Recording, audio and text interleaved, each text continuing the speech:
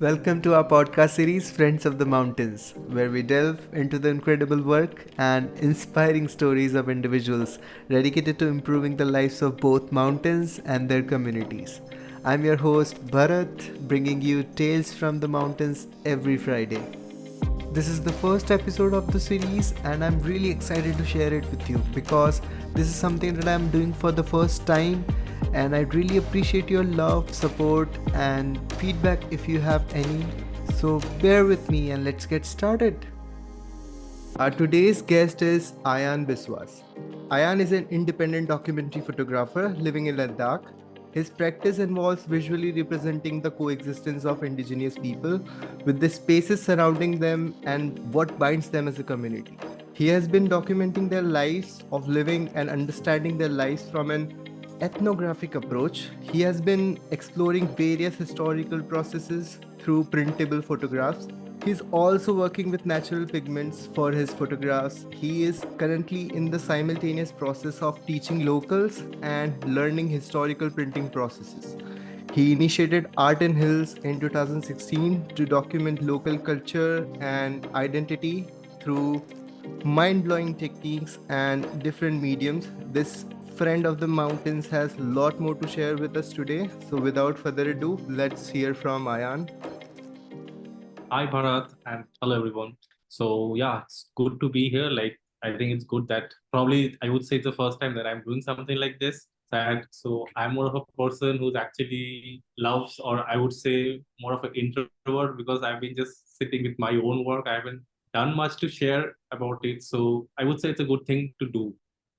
And my name is Ayan, and my hometown is in Kolkata. Mhm. And like Bharat said, I've been living in Ladakh for the last 3 years. Yeah, I would say 4 years. And I'm more of a documentary photographer, but then I would say my practice has also changed with time because what my understanding have been about photography has also changed because I feel the way we start photographing things, and I would say it's something beautiful that comes to our mind, when we start taking photographs. And then once we Right. start to understand the medium, then we know that we can't just put it in a bubble. Like photography itself is like a tree that grows with time. So with my practice, it was more about, I think, understanding the lives from an ethnographic approach. So that's why I just put the camera aside and thought of starting to live with the people. So that's how it happened. So I moved to Ladakh, and coming back to the studio, and also it's been last year that I found a studio there, and the studio is basically about photography, but then there we are actually kind of understanding what the basic or what the base of photography has been like when we talk about 18th and 19th century, when the whole medium came into existence. Like now we know everything is out there, like like Mhm. we just need Yeah. the camera and we few seconds to take a photograph. But then, yeah, like when we talk about 18th century, 19th century, those were the times when like there were a lot of things going on. Like camera was invented, like camera was already invented, but still in 18th century. But then when we talk about photography, the first thing that comes to our mind is like, how does it feel holding a photograph, right? That is what photography meant to us. Now Right. it holds the same meaning because we take photos, and how many of us even hold a photograph, right? Nowadays, we don't even take photos. Like, it's just in our phone, and we don't like mind to go back and see the photos that we have taken. So, it is just losing its value that way. Yeah, so I think when I started exploring those kind of things, I know it's basically a very slow process, like so what happens, a change that was very much needed for me, that helped me when I started living there. Because when you stay in city, it's a very fast life. Right. So when we actually talk about these kind of processes, no, they are very slow process. Like it takes hours to just make one photograph, and then if you're living in a city and trying to work on this kind of things, it's not easy because life is moving so fast. Like your friends and everyone, they're doing so much, and then it kind of makes you question like, what am I doing? So it was very important that I move into a place where the life is also slow, Okay. because I believe, because I believe in mountains. No, like the time that we are running after here in the city. So in mountains, there is also a clock, but that clock is not the clock that we follow every day. That clock is, I would say, the clock of the season. So I how agree. Yeah. their life changes with the season. So the clock is totally attuned to nature. It's Okay. not like, hey, this person is doing that, this person is doing this, so I have to do this. So it was very important that I moved there. And I would say not just because of photography. I moved in because once I started having an interest in documenting people. So when I say documenting, no, so now if I talk about documentary photography also, it's not easy, right? Like how does someone actually go and take photos of people? No, it looks very odd. Like how can you even when I started, like you need a strong reason, no? Like someone is there and you go straight up to that person and take a photo. That thing doesn't come from itself only. I'm like, No. okay, fine. Like, happy with taking landscapes because mountains, beautiful hills, sceneries, sunrise, sunsets. I should be happy with that. But then when I started living with the people, I thought, okay, this is something that is helping me. Because first, what I wanted is like, I just put my camera aside. Why don't I start living with them? Because then I'm not using them as subjects, right? Like, otherwise, like, if I went there to do a project, it's like you go do your project and go back, come to the city, start having exhibitions and all. So it was very important that I won't take that approach only. And Yeah. that's how I started liking to live with these people. Then I thought, okay, fine, this photography thing is there. I don't know what will happen. I mean, I don't there's no need to prove myself to be a good photographer or a good artist and all. Let's just start living with them. Like, what's so difficult in that? No. Right. And yeah, that's how it started. Like, Yeah, it is important to, to portray a story. Like, you should first understand the story by living in the moment and living with the people. That's important, I guess. So we have mentioned that like you are documenting the work through photography, especially from ethnographic approach. So what that is? so when I say ethnographic approach, it's like if we talk about anthropology also, no, like how the whole existence, their very existence, how that came up. So if I give a better example, that was like these are things which I was actually missing when I was living a life in the city. Okay, so many things happen. There are traditions, there are culture. It's all here also, right? But then what I found is when I'm actually living there and understanding their traditions, it has a different value. Hmm. It has a different value because whatever traditions and everything that we follow here, no, it kind of comes, I would say, from home, how your parents are actually bringing you up, and you don't end up questioning them because we don't have time, right, for Right. all that. Like, why would I question? Okay, why am I doing this? Why am I following that? But there, the traditions, apart from the beliefs, the traditions actually comes from the indigenous knowledges. I can give a very simple example, which basically I figured out this year.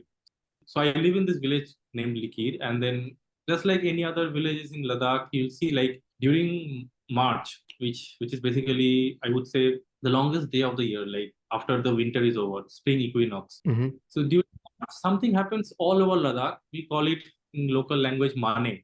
So it's kind of a prayers that happen for almost a week. So all the locals they go to the monastery and then the monks they do ceremony that happens every year. It has been happening every year. And then this year, I actually went and spent a lot of time because in the monastery where basically all the locals only they form a group and they are supposed to cook food and then like feed up the locals and the guests who are coming. So I was having a word with a monk, and then obviously then I got to know more about why this ritual, right?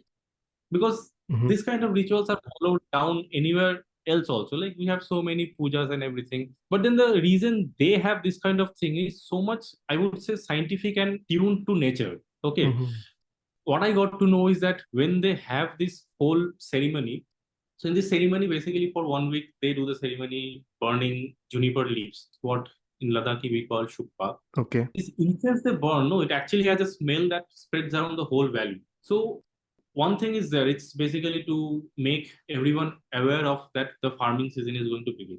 So it's kind of a good luck thing. But then the more important is the reason behind the whole ceremony is so the place like Ladakh, which is so cold, everything goes into hibernation phase. Okay, even the insects and everything, they are alive, but then they go into hibernation phase, and the hibernation phase lasts for long. You would know, Correct. like, so in our village we get only 5 months of farming, 4 to 5 months. Rest of the months is all like I would say winters. So Okay. this spring equinox that comes in the first week after the first week of March is actually the beginning of the spring. Okay, like the Hmm. end of winter because the Hmm. day starts to get long that day, and that is actually the day when the insects which are all living underground, no, they come to life. So through this ceremony, what basically the intention is like, you actually make the insects and all these organisms aware that you awaken. Now the farming is going to begin, so that Hmm. farming you don't get hurt. That's interesting. Just imagine. So basically, they are doing a ceremony which just to protect the insects. Oh, This is the level of thinking they have, like about their surroundings. So the understanding, sensitivity. Yeah, yeah. So this kind of things now you can see how much scientific it is also. So from the puja, from the smell and the incense, everything, they actually get the awareness because every year they are getting used to that smell. No, so this very thought, just think like, I so got yeah. it. So I shared one experience. Yeah. Yeah. But like, what is that first thing that brought you to Ladakh in the first place? Yeah. So there was nothing specific that got me to Ladakh because I never followed this. Okay, like I have seen somewhere, read this, and okay, let's go to Ladakh, see all the places. That was never in my mind. Why I came to Ladakh? First reason was two of my friends were teaching in a village in Kargil, Suru Valley. So they have been teaching in that school as volunteers throughout the whole year. And I thought like this could be a time I could just go there, spend some time with them. Because since I started traveling solo, I would always look for ways through which I can spend more time with the locals. Hmm. So that was easy. So that was the first time when I went. That was in 2019. And the very next year, I thought of just working on a video documentary film on this village that comes on the northernmost parts of Ladakh, that is Turtu. Hmm. Because the village is actually like it used to be part of Baltistan, so you would see only one part of India where you see the Balti community living. So that was a plan, but then that didn't happen. But then what happened was, so this was in 2020. I'm telling you the whole story. Okay, Okay. Yeah, sure. when the COVID had just started. So when I reached Ladakh, it had not started. I came to Ladakh and I was supposed to be in Ladakh for 2 weeks, little less than 2 weeks, 10 days. Yeah, because I was still working there. I was still working as a software developer somewhere. Okay. Yeah. So I had just come for a 10 days vacation, and then this COVID thing happened. The borders got sealed, so you don't get inner line permits to go to these villages. And I didn't know what to do. Hmm. Like you can't go anywhere, then you have to be in the main city late. So I just googled what to do, and I just found this village named Likir.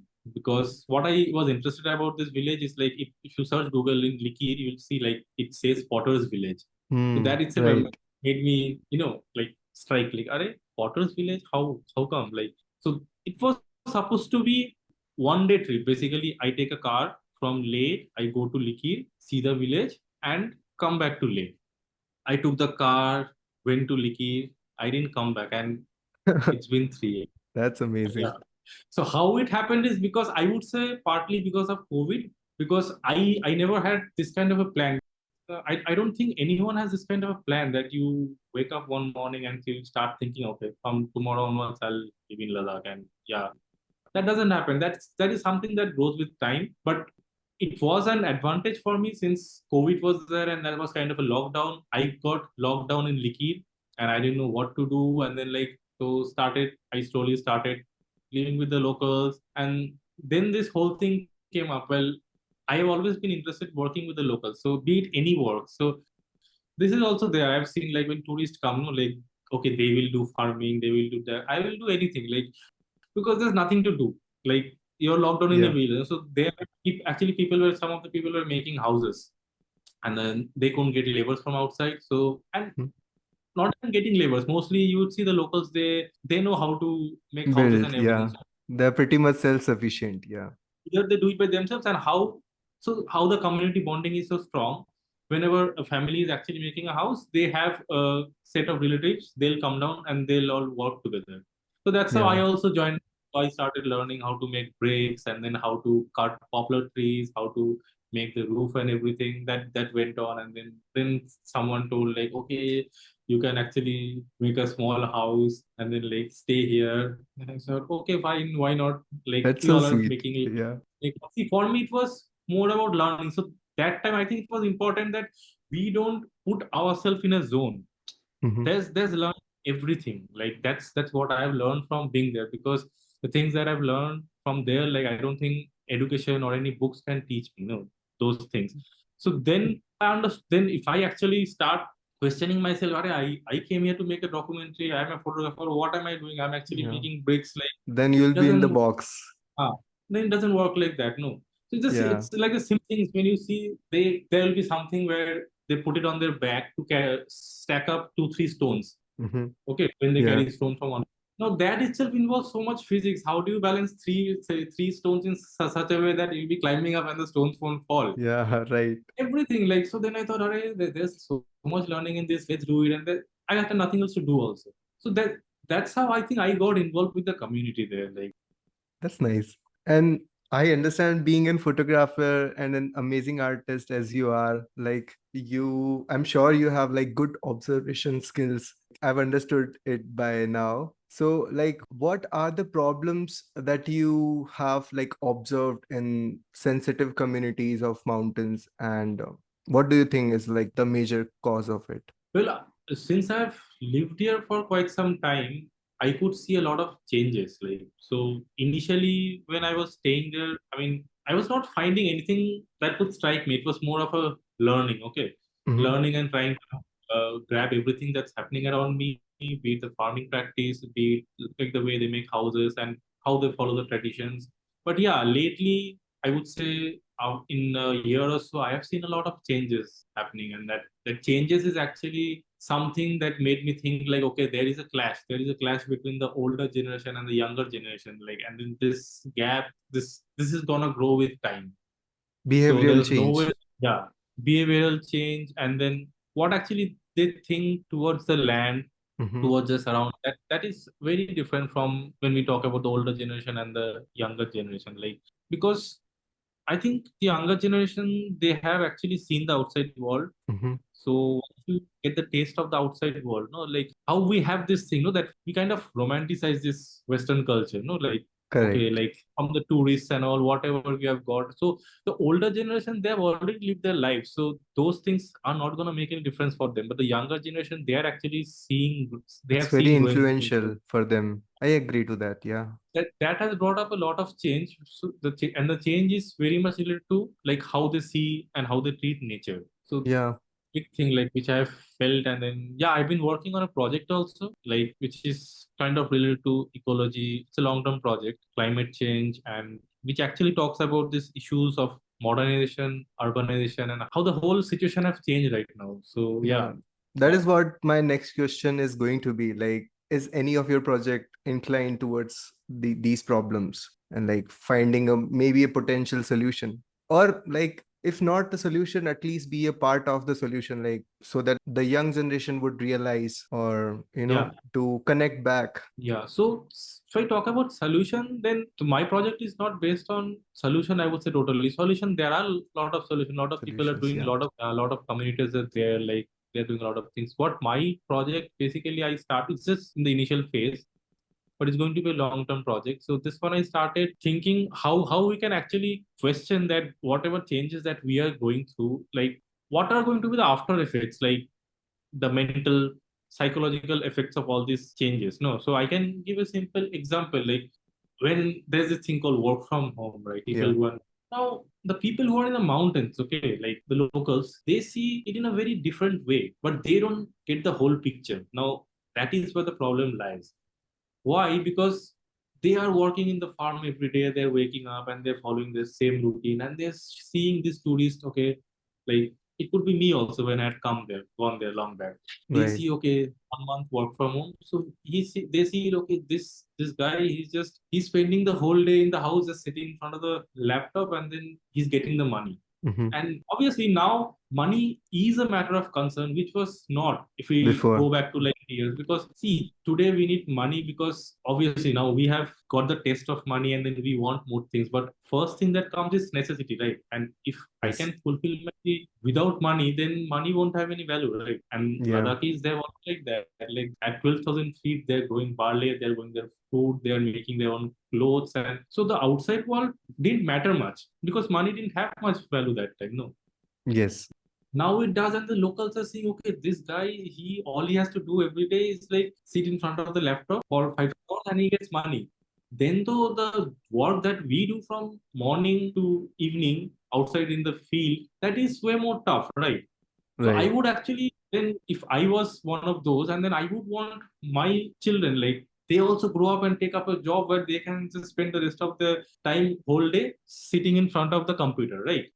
Yeah, kind of. Yeah. That's what you want for their children, like thinking of the future, right? But what they don't understand is like, even though my work doesn't involve going into nature and spending time, psychologically, I'm totally gone. Psychologically and mentally, what I spend or I live with every day, Yeah. and they won't understand.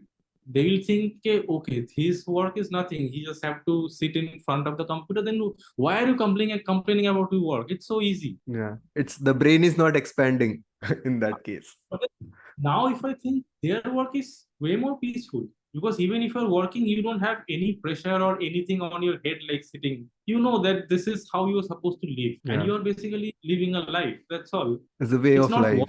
Yeah, it's a way of life. So yeah, these kind of thinking actually makes a lot of difference, because younger generation, they don't think like that, even the older generation. So I think bringing awareness of what lies outside is very important. And yeah, so the project that I've been working on is, it's mostly about questioning all these things, that like what we are actually losing, what we are leaving behind, is it worth leaving behind for what we want to achieve? Like, Hmm. so, and then the thing is like, it's actually done in a very experimental way. So I'm basically not photographing any people. So the thing with, I believe the thing with climate change right now is like, people like us, like all the documentary photographers who have been working on this kind of a severe issue. No, Right. we can't come up with an approaches which are very, I would say, like simply showing it the way it's supposed to be. Okay, you got to use symbolism in your work, because climate change is such a thing. No, like there are filmmakers like who are making movies, people writing books, authors, like famous authors. It doesn't matter. Like you see the news, we see the news in Yes. TV channel. Right in the next second, we just scroll down. It doesn't matter to us at all. No, because our brain has seen everything, like all these changes, glaciers melting, floods and everything. It's not going to affect the brain, first of all. So you have to find out approaches which actually makes you question. Maybe you actually come up with a photograph which actually shows how after 50 years people will be living. We would be talking, basically having a mask. Hmm. We can't have outside, we can't have plants outside. Basically the garden is going to be inside, like something like that. And an Yeah. oxygen cylinder. So you actually make a set and photograph that, and then you show it to, a lot of photographers are doing actually these kind of things. So when you see a photo of that, no, then you actually like question, oh, this can happen actually to us also. Right. So my approach is also very experimental. So I'm actually been working, it's a basically a mix of moving images and a performance. So I'm collaborating with my partner. She's basically a dancer and a movement artist, and Hmm. so there's this Japanese dance form called Buto, if you have heard, like where you actually mask your face with some white paint. Hmm. And yeah, and the dance form is about showing absurdities, like strange things, kind of eerie, I would say. So Okay. we are using this dance form to portray this whole scenario that is happening, and we are shooting at all the old places, locations. But then yeah, there's no locals involved. We are actually trying to portray what the locals are going through this dance form. So yeah. Hmm. This is interesting. This is like, I think this is how, art form like photography can, like, it's not about photography only. It's about like depicting what is the dystopian world through the art form possible. Yeah. Okay. So tell us more about your engagement with local communities, especially youths and young kids. So you can walk us through that. Yeah, so I think my first involvement happened not through photography. That was something that I was doing back in Himachal also. From I think from 2016 I started. So 2 3 years in winter in Himachal, and then I moved into Ladakh. So that idea was like, it was a very vague thing, I would say, when it started, because it's just, like it was more about lighting up villages where there is no electricity. So we make solar lamps. Mhm. So I did my BTech in electronics. So this that whole electronics thing that I learned like in college came to know you afterwards coming to some. So we used to make solar lights, the cheapest solar lights possible, and then you teach the locals how to make it. Those things are going on, and then his whole idea came up that okay, I can actually start recycling bottles, Mhm. plastic bottles, and you. There's a way where you can actually paint on the plastic bottles, and then the idea started taking a better shape when I moved into glass. So Mhm. I figured out how to cut glass. That is also a story, like people starts cutting glass, and then they come up with their best way. So now I have come up with an approach of cutting glass, which is actually very faster. Like if I go back in time and think how I used to cut glass before, like yeah. So the idea of cutting glass came up because whatever I was painting on glass, I wanted to light this thing up. And then you would see like people actually light up a bottle, right? Easier way, if you don't cut the bottle, is like from the top of the bottle, you actually put up this LED lights will be there, no? Yeah. Something that so that I could actually put a bulb inside a bottle. So obviously I had to figure out how to cut the bottle. Otherwise I could not put the bulb inside. So putting LED and all was easy. So that thing happened, and then like I started working on it. And then finally when it took a shape, which actually I also started to like, is that okay, I have been taking so many photographs, just normal photographs of people and their lives. Why not I start or find a way so that I can actually put the whole photograph in the bottle itself? So I went through a couple of Nice. approaches, and yeah, and I went through a couple of approaches, and the very idea was like, okay, this is not what I'm going to do, because I like taking photographs. I want to explore more medium of photography. When it comes to painting and all, I thought like, fine, let's find an approach which is little easier, which the locals can also learn. And the idea was like, I don't need to stay at one place and teach the locals. Why not I make a group and then I teach few of them who are actually very interested, and then tell them to spread the whole They spread the knowledge and art. Yeah. how they can, and then we actually do it with materials that's easily available. So so the whole idea was like how to put a photo in a bottle. So there are a lot of processes. There are processes like decoupage, there are processes like etching where you actually get a print on glass. But then I was actually going for medium which can be easily achieved. I don't need to buy things from them and all, because they live in remote villages. No, we came up with both, and then it started working. It's like you take a photograph and you get a black and white print of the photograph, and then I would say my approach, like my ways, put that photograph in a bottle, and then you start painting on that photograph. So the photograph actually covers a small part of the bottle. I don't have anything here right now, but then yeah, the painting actually covers a small part of the bottle, and then what you do is you actually cover the whole painting on the whole bottle. So when it's finished, it actually looks like the whole painting has been done on the bottle, and the painting is about the locals itself. I've seen them on your Instagram. It's Yeah, very so I thought interesting. Yeah. be a way where we can actually make the stories travel. Like, why not just make them lamps? And then the idea was like, so two, three villages I started teaching. One was Da, that village comes in the northeastern part of Kargil. And then the other village was Turtuk. The reason Turtuk being because one of my friends, he actually opened up a school in Turtuk in over 2 years, and then it was easy for me to go and teach there. So I started working with these two villages first and see how they are making the bottles, because with kids they don't have much patience, but some of them who are actually interested, they would spend time in making the bottles. And the idea is like, and the way the model would work is, I would not spend time selling them. Okay, like spend time, I would say money. What I thought I would do basically is like, if the locals actually start making up these lamps, all I do is like go into these villages, collect the lamps, and I put the lamps in different cafes in Leh. Now, if you are basically an owner of a cafe, you probably won't mind because there's a Yeah. lamp getting added. Right. And yeah, so you don't need a physical shop. All you need to do is like, I just have to put the lamps in different cafes, and whenever people buy, and then we give them the money that goes into the village. So that's how it's been going on. And then I would say that was the first thing about me working with the locals. And then slowly, since I have been actually exploring photography and also exploring photography which are very much older forms where you use chemicals, more about painting, less of digital cameras and everything. I thought like, let's involve the locals also in this kind of a practice. So the bottle lamp making thing was the first one, how I connected. And I think it happens that once you actually start teaching the locals and get involved with them, it happens that like whatever you are doing, since I'm actually living in the hills, you actually feel like, okay, why not share with them also? There's no need like to, okay, like, okay, I work for an NGO, okay, I have to show this, I have to show that, this is what I've done. It's not like that. It's just like, since I'm living there, since I've actually worked with them, made few things, because there's this kind of surprise element that when you work with people, you also get to learn a lot.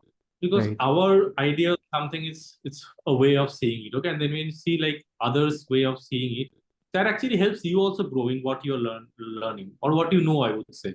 And that's how this whole thing started. Because when we talk about historical processes, like, these processes are kind of processes where it's just a very basic of photography, how a light falls and a photograph is created. It has nothing to do with technology. It's got very less to do with it.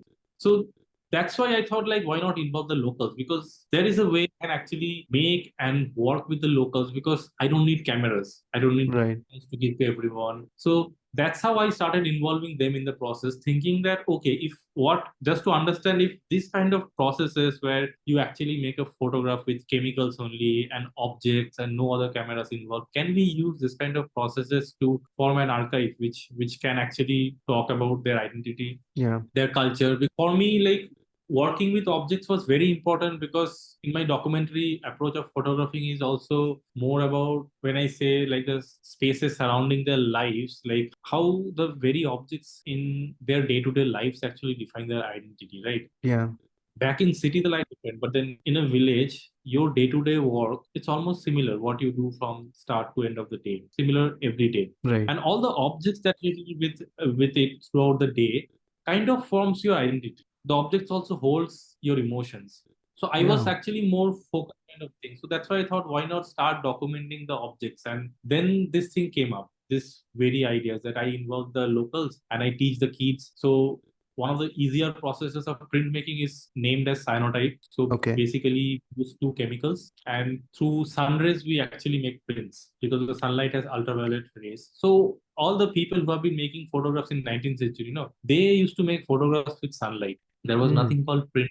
So all the photosensitive chemicals that was there, used to make photographs. They used to make use of sunlight, because the sunlight has ultraviolet radiations, and the Mm-hmm. UV rays reacts with the chemical, forming Okay. the image. Mm-hmm. Yeah. Then I started working with the locals, because I started taking workshops. Workshops as in like I would probably go to some school or maybe work with one or two organizations and understand like what if I just tell them simplicity of this medium, let's see what they create. Okay. And that's the best process about making a photograph, because when we take a photograph with a camera, Mm-hmm. there's price. Like you take a photo with a camera, you see not good. Take it once again, not good. Take it once again. Oh, this is fine. This is what I want.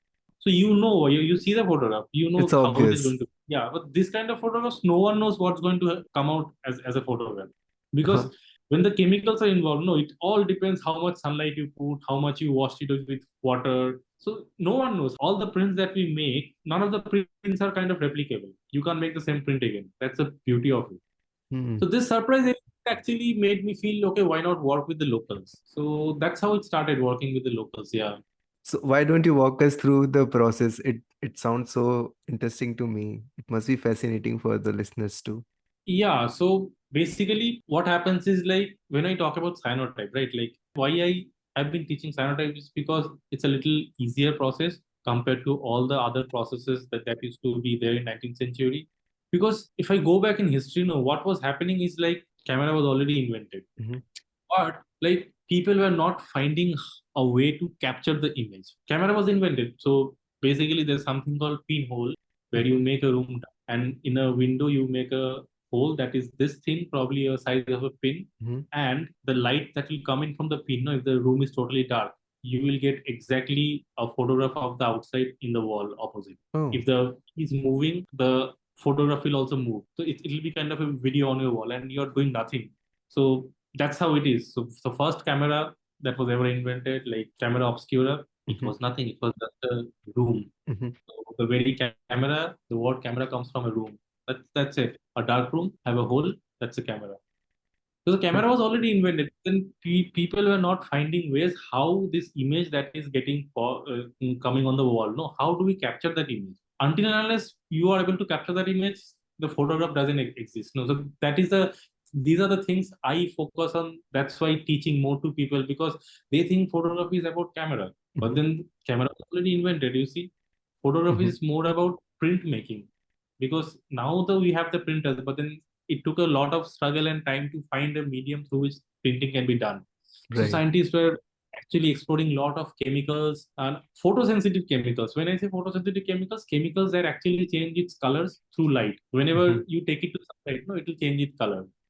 So they were exploring this kind of chemicals, and cyanotype being one of the chemicals where the chemicals are actually not that very harmful. Otherwise, there are a lot of other processes which I've been exploring. They are little harmful, where Mm-hmm. we use potassium dichromate for silver brown prints and all. So cyanotype was a very easier method. Okay, all you have to do is let's say you take two chemicals. One is ferric ammonium citrate and another one is potassium ferricyanide, and then you mix it together. And then when you mix it together, the chemical that is formed, that chemical is light sensitive.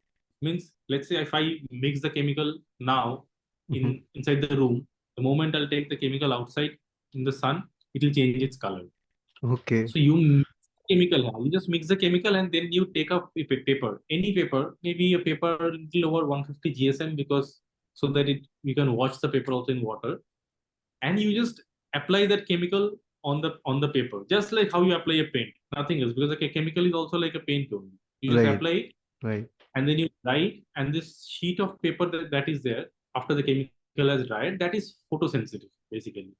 So what happens when this sheet is taken out and put in the sunlight, the sun rays that actually strikes the sheet, no, Mm-hmm. that sun rays will actually have like oxidation reaction. Okay. What Okay. will happen? Like, let's say I have a chemical that is actually fluorescent color. Now I'm just trying to explain it through words. It's not easy, but still, let's say this is my paper. Okay.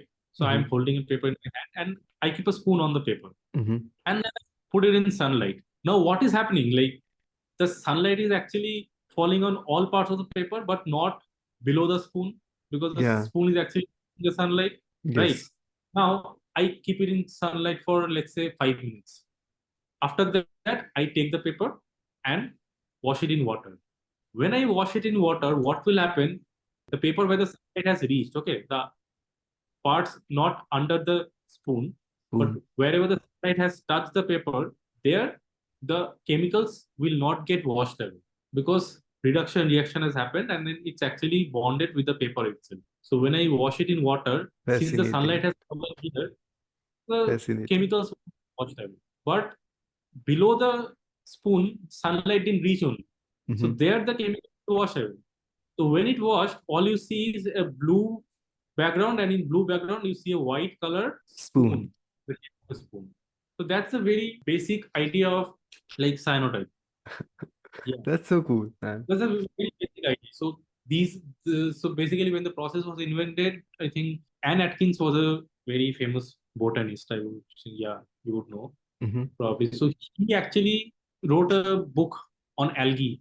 Algae is that's there, no, like that forms on the water surfaces. Maybe it comes on the rocks also. You have seen, like, not like if a water has been stored for a long time, some transparent like they flow in the water, algae, like, Yeah, yeah, yeah. Like a yeah, transparent, thin. yeah. Yeah. She actually came up with a book on algae, and then the whole book actually she made with cyanotype, because they figured out, okay, now I have to paint a whole plant. It's the best option. Why would I paint the plant? I'll just take the leaf and put it in that cyanotype paper and then Mm-hmm. wash it. The print of leaf will come out. No, Mm. that's how this thing came. So I thought this would be a good way actually to make locals see like how they start documenting things from Mm. the data.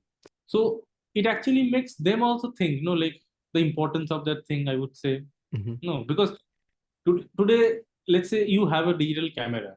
You can do so much with that camera. Why would you take a photo of the spoon with the camera? You won't, right? I also No. won't. No one will take a Yeah. photo with the camera, because the digital camera is capable of doing so many things. Yeah. But if you limit the capability, you would actually photograph a spoon also. No. Mm. Yeah. So yeah, yeah. Go ahead. Tell me now. So what I was wondering is that like in photography, there is like so many layers to it. I mean like background, foreground, and like the depth and the object and the shadow and the volume that the object creates within the photo. So can it be achieved through these techniques like with a intricate work? Is it possible? Yeah, I think it's possible, because, like I was telling, I would get back to that same thing again. Like, it depends what we want. Okay, like let's say I'm a travel photographer. Mhm. I would want to take the best travel photograph. Like, on a why am I taking a travel photograph? Because I want to attract travelers. Mhm. Like when they go to a place, like let's say they go to this place, they haven't seen the place. Now they are going to the place, seeing that photograph, and that photograph has to be very beautiful, and obviously they'll go and see, oh, this is not how the place is, it looks so beautiful in the photograph. Okay, now Right. for them it's of no use, but like for people like us, where we are trying to tell a story through a photograph, where the photograph need not be beautiful. What's the more important, that I am actually able to convey what I'm trying to say through the photograph. Mhm. Because if I end up taking a beautiful photograph, like that is why it ends. What a beautiful photograph. They won't want to know the story behind it also.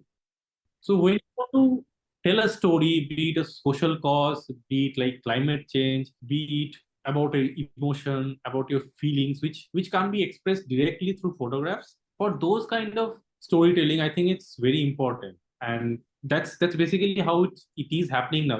All the photographers, like professionals who have actually spent their lives taking photos in digital cameras, no, they are actually learning this kind of processes because they are not able to talk about or convey what they want to say through digital photographs. For them, it's Mhm. very important because it's like as simple as what happens when we talk about color. Like color brings so much information, but if I just talk about a black and white photograph, it has so much to say because your mind doesn't get diverted into so many things. Right. It'll actually speak about only what you want to say.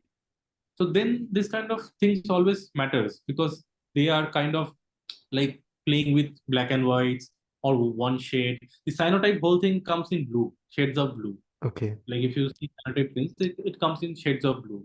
And then all the historical processes are like this. They won't be in color. So it does help a lot. Like yeah, it does help a lot. That's nice. And so, like, I really like this idea of, using very basic things to generate a photograph. And my next question would be the work that you want to do. It is very clear to me that, like, you want to engage locals, and hence you'll need to find materials which are like contextual, which are like local, which can be found within their locality. So, are you working with more materials like that? Yeah, so the idea is that I spend time more working on this material because yeah, there's a catch because see, this is where you have to like eliminate yourself from all the things that you're getting in lives. Like now, since we know like everything is out there, Hmm. all you need to do is place an order and the color will come. Everything is out there. Right. So it's a good thing to do because like it actually helps us know more about our surroundings and like what it has to offer Hmm. because I think this probably won't have been easier if I was doing the same thing in a city, right? Because first of all, why would I try to make colors from nature surroundings? Because I can actually get the colors, I can buy it, right? Right. So it actually, I would say, it actually helps me in understanding the lives of the locals also because that is how they have been living. Like when there was no connection with the rest of the world, like they were actually making up a living with what they got around them, and it was Hmm. very much possible. So in a way, if you actually limit yourself, so that's why I've been actually trying to work with some of the processes where actually I can use colors, like I said. So this cyanotype process is there, no? Hmm. Print comes in blue, okay. Right. But after that, you can actually change the color of the print. And so there's a nice story to it. So I've been making these prints. I spent 2 years living with the last Potter's family in Hmm. Ladakh. So they Hmm. Nikki. So I was staying with them. So as a part of one of my documentary work, a long-term work, it's been going on that will come out as a photo book. So I've been documenting their life as well. So it's not much about pottery, but it's about this old couple which I've been living with. Hmm. So yeah, why I got back into the context is that like one day, so Amale is like Yeah, in mom. Ladakh, we call mom. Yeah. So we were actually me and Amale, we were going to the farm. Like I think we were going to water the farm. Yeah. Suddenly, like she came across. So like that's how I also learned little bit of Ladakhi because when you stay with the elders, that's a good thing because they don't understand any other language. So you have to learn. Hmm. So she was telling local language. Since I understand the local language, we were passing by a place and then we saw these blue flowers. I have seen the flowers before. They come in like summer every year. They come from July. Yeah, June. Yeah, mid July to August, the flower stays. Blue Okay. colored flowers. Hmm. She was just passing by and she said like this and she had actually seen me making prints like the cyanotype prints I've been making with leaves and all. She sees me doing all these things. Okay, so she was just passing by, we were passing by, and then she told like this flowers, the leaves, they used it before to color gonchas. Gonchas is the traditional Ladakhi wear for women. Hmm. One single cloth they wear. Yeah, Wow. so they dye the gonchas using the leaves of this flower. And I was like, Are, then to like I can also probably use it. I had no idea because I've been seeing this flower like for the last few years. So then next day I took it seriously. Then I now these are practices where not a lot of people know also. Hmm. Because when Right. I ask locals, they all know, yeah, it used to be done, but then no one knows how it's done. Because there will be very specifically few people working on it. Okay, that's what with the art scenario in Ladakh also. Mhm. When we talk about shoemaking, Sigma Babu, when we talk about Sepo, basket making, when we talk about Sali, like the blanket that's made with yak wool, all these practices, no, there were like specific people who are actually used to make it. Mhm. And then you need it, you go and tell him or her to make it. But now these things are getting obsolete. So very few of people know this. But then not that like everyone would know it. Like they know, okay, it was done. So Mhm. I was asking them because they are all saying, yeah, yeah, yeah, it used to be done. Like, but then they don't know.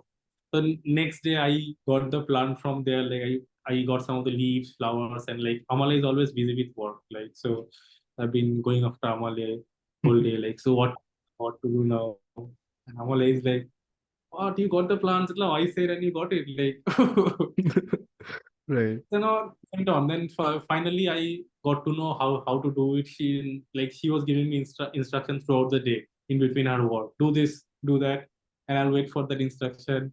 And then finally, I figure out how to make it work. You actually take out the leaves, and you have to crush the leaves, and then like you have to boil it. Process is involved, and then actually I could find a way after making a cyanotype. I need to bleach the color of the cyanotype, and then when I put it in that pigment that had come out of the leaf, you can actually color the leaf, and it worked basically. So Wow. that's that's when I thought, oh no, then I can actually use this kind of things. No, like there are so many More things doors around us. suddenly opened. Yeah. So then because it holds a there is a joy in that whole thing, no matter how long Mhm. it takes. Also, now you get a color, and then you can do the same thing. But then doing it from nature, it's like getting more closer to the medium what you're trying to show. Then it's not just a photograph, right? Hmm. So I think yeah, that's the reason I've been exploring more about all this. And it is also contextual. I feel like it can be very specific to that place, and wherever you go, there are like different Yeah, sets of pigment that you get, and like it can be specific to that place, and it can be, rooted to that's that how it's used. particular place and can be portrayed that way. Yeah. So, what kind of values are you trying to focus on through this form of art, and how important this is first for you and then the locals? I think for me, it's more about understanding the medium and what all I can do with this medium, because it's more of an exploration phase for me also. Like that's with all these processes. Okay, these processes they came into existence, and we couldn't hold on to it longer. Because if I talk about 19th century, the periods were like this, like 1910 to 1915, then 1916 to 1920 to another process, 1922 to 1930 another process. So the processes kept on getting invented, and like even though the process was there, the next one was kind of better. So people thought, okay, let's use the next one, let's use the next one. But what True. would have happened Yeah. if you had actually been stuck to one process and given that much time? So that's why for me it's like finding what all can be done with this medium, because there's huge possibilities. And for them, for locals, I think it goes to the basic, like so that when kids also they learn how to make a photograph, they don't start thinking that photography is about like taking a photo on a phone and all. Mhm. They don't actually take up that approach because that's very much obvious for them to do, right? Because it's easily available, like they would want a phone. So it's in a way, if we can actually make them go back in time and understand the basics, Mhm. that was my idea, like to involve them by, yeah. And so this conversation to me is like a whole new word.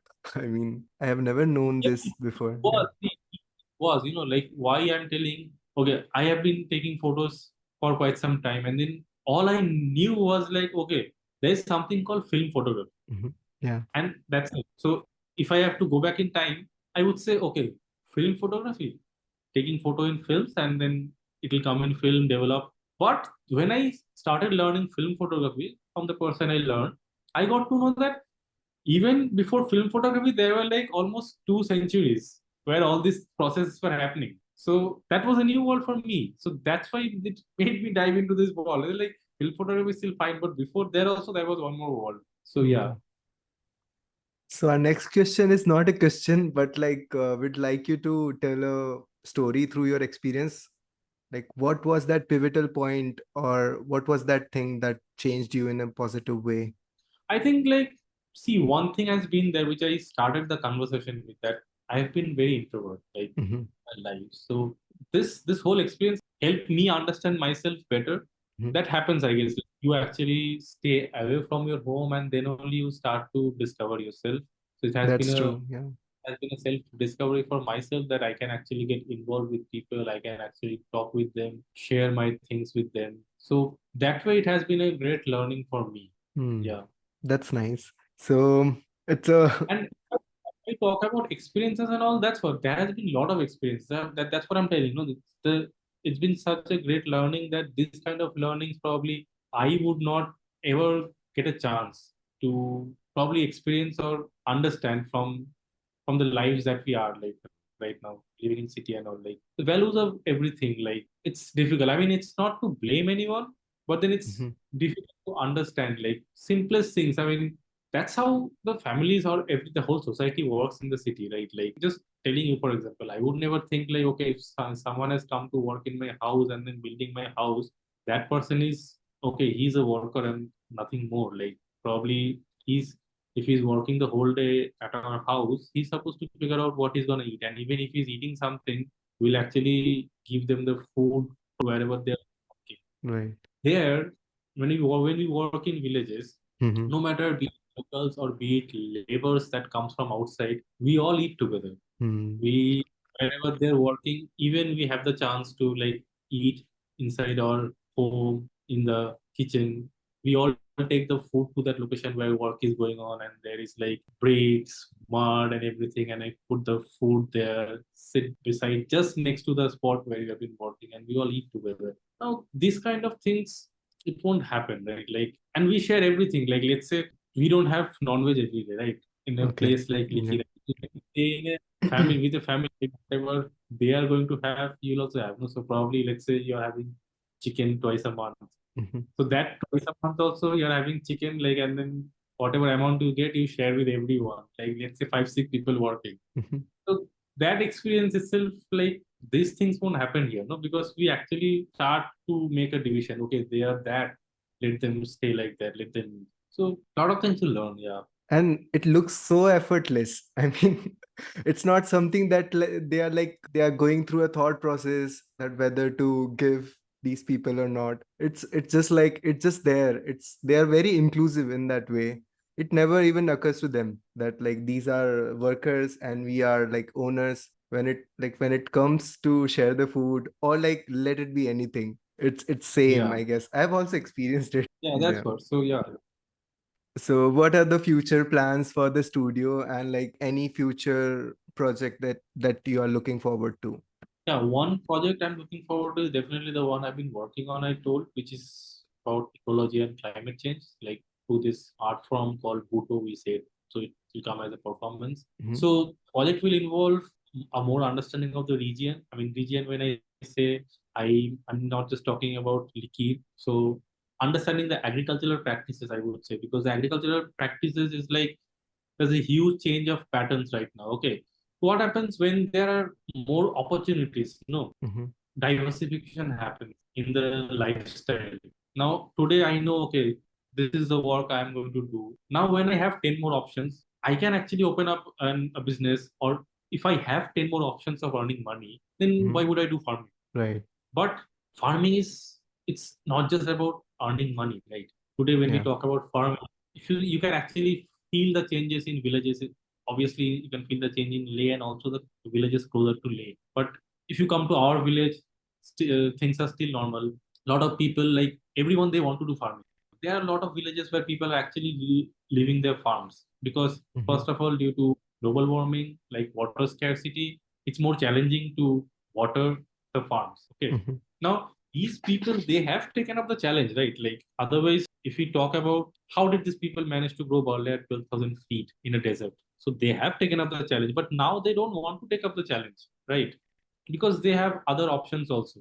So what happens? There's a clash of opinions. Hmm. Okay, one says I want to do farming, the other one says I don't want to do farming. But that's not how it works. Farming is basically a collective thing. It's a collective thing because it's not only about your farm. Let's say I hold three farm, the other family holds three farm. If you go to any village, no, how the whole system work is like farming actually happens in a group. So three families are grouped together. So whatever Mm-hmm. farms that come to those three families, no, everyone from the family will work together throughout the farming season. So when your farm is harvest is going on, sowing is going on, you're not the only one. The other two families are also helping you to do the sowing. Now let's Mm. say in the three family, one family says I won't be doing farming. So you're left with two families, right? Right. Two families, it's not easy to manage the farm. What you will do, you will end up actually getting laborers from outside to either Mm-hmm. do the harvest or either do the plowing.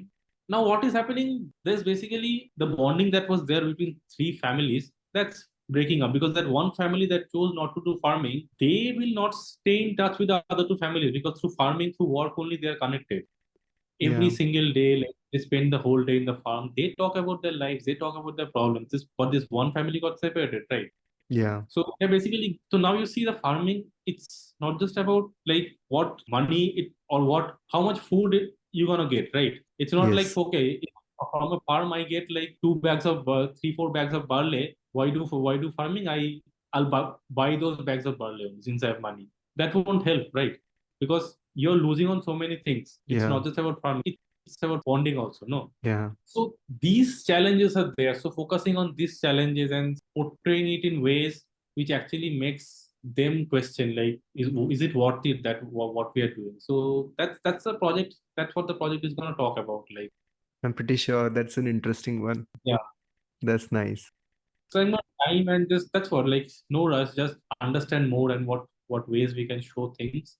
And yeah, rest of them that the studio is actually what happens with the studio is like I've actually opened up a studio thinking like if anyone wants to come and attend a residency here, do workshops from outside, but then I'll be actually continuing working with the locals and as much I could teach and come up with little things like smaller books, smaller printed things. So yeah, That's nice. So, what is that last piece of advice that you'd like to share to our listeners? advice. Yeah, if they reach till the end. Yeah. I mean, I think one thing I would want to share is like people who actually come to Ladakh also. No, like I would say we make up a mindset that we are ready for the struggle, Mm-hmm.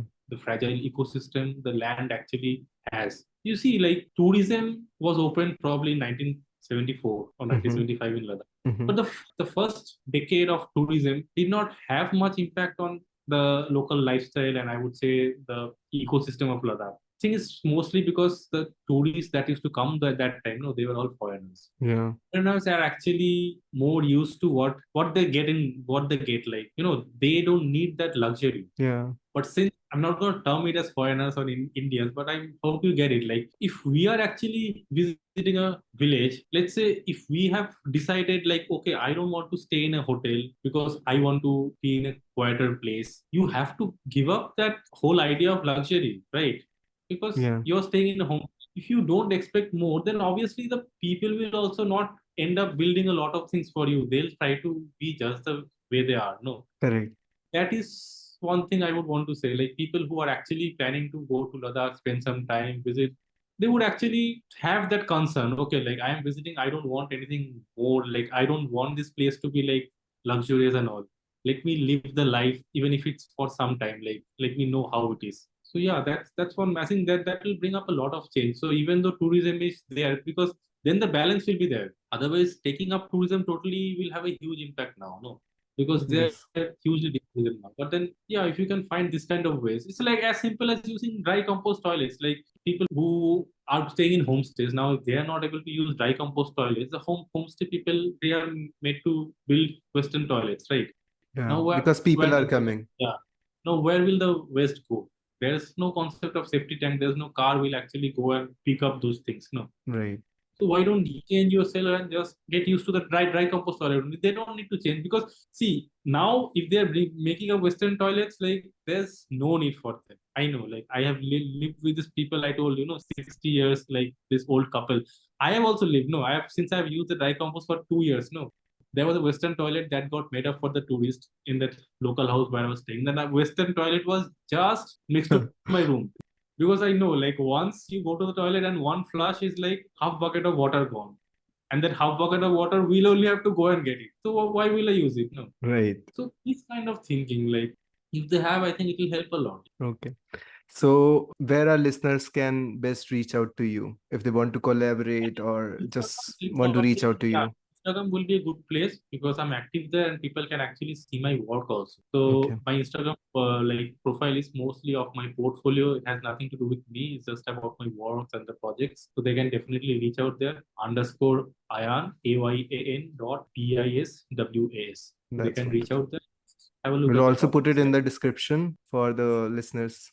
So, thanks, Anne, for joining our podcast and agreeing to do this. I feel nice talking so long after. Okay. Yeah, and thanks a lot, Bharat. Like I would say this was kind of something very interesting for me also because I was able to go back in time and remember those moments when I was actually talking. And yeah, I think it's a very good initiative. Like people like us who actually don't care much to share what they've been doing because they're more into what they're doing. So for them, it's actually good, and people get to hear like how Yeah. they've been doing all this. Yeah. So thanks a lot for doing this. That's the intention. I'm glad we could do that for you. That was Ayan Biswas. You can let us know about your feedbacks by writing to us on our email ID friendsofthemountains.info@gmail.com. You can follow us on Instagram for exciting updates at Friends of the Mountains. Also, this podcast is available on other platforms as well, like Apple Podcasts, YouTube, etc. You can reach out to us on our Instagram page at Friends of the Mountains. You'll find the relevant links in the podcast description. I'm your host Bharat signing off. I hope to see you next time.